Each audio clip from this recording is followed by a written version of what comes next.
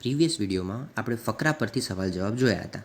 આ વિડીયોમાં આપણે એડવર્ટાઇઝમેન્ટ ઉપરથી સવાલ જવાબ જોઈશું. તો એમાં સૌથી પહેલી એડવર્ટાઇઝમેન્ટ અને એના ક્વેશ્ચન આન્સર જોઈએ.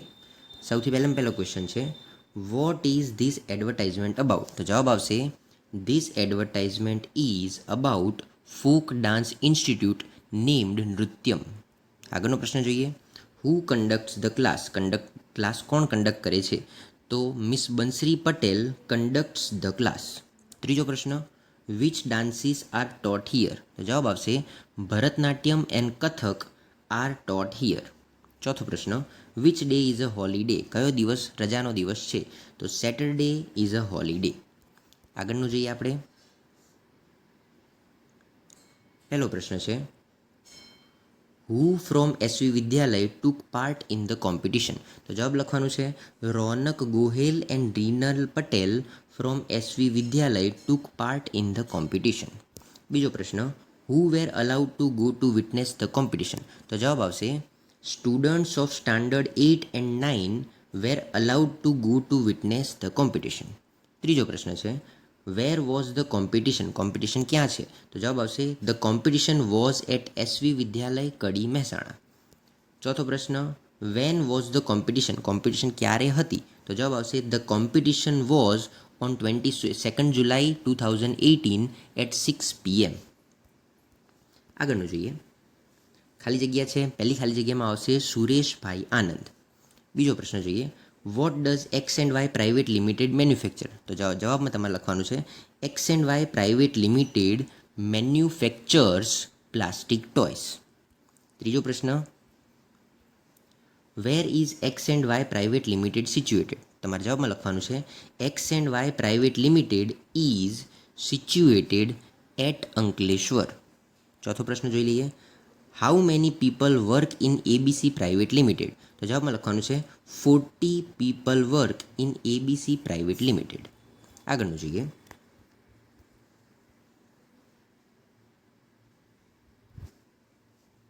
પહેલો પ્રશ્ન, this book is to learn and practice. ખાલી જગ્યામાં તમારે લખવાનું છે, English grammar and composition.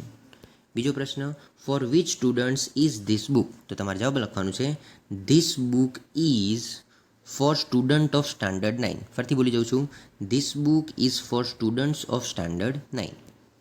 Who has published this book?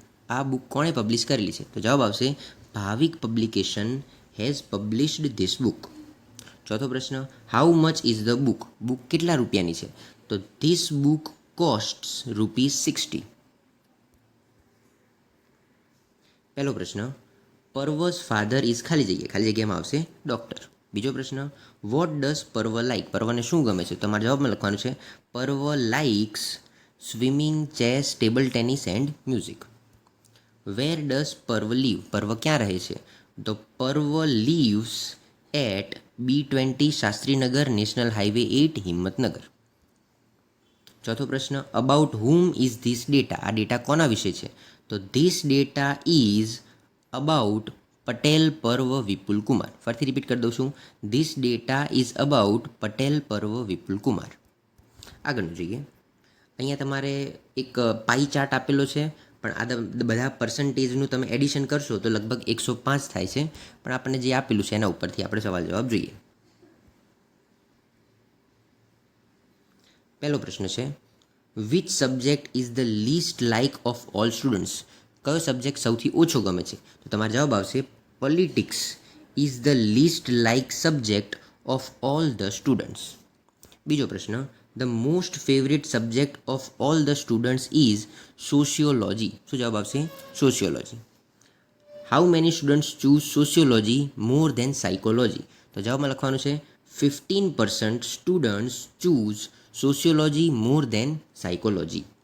ચોથો પ્રશ્ન, how many subjects are in rhyming words? Give the names. તો તમારે જવાબમાં આ રીતે લખવાનું છે, 2 subjects are in rhyming words, અને પછી લખવાનું છે સોશિયોલોજી એન્ડ સાયકોલોજી. આગળનું જોઈએ. Who has got the highest marks in maths? તો જવાબ આવશે, Mahek has got the highest marks in maths. બીજો પ્રશ્ન છે, in which subject is Swati weak? તો જવાબ આવશે, Swati is weak in English. શું જવાબ આવશે?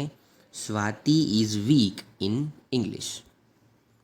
According to this data students are very clever in ખાલી જગ્યા સબ્જેક્ટ. તો ખાલી જગ્યામાં આવશે સાયન્સ.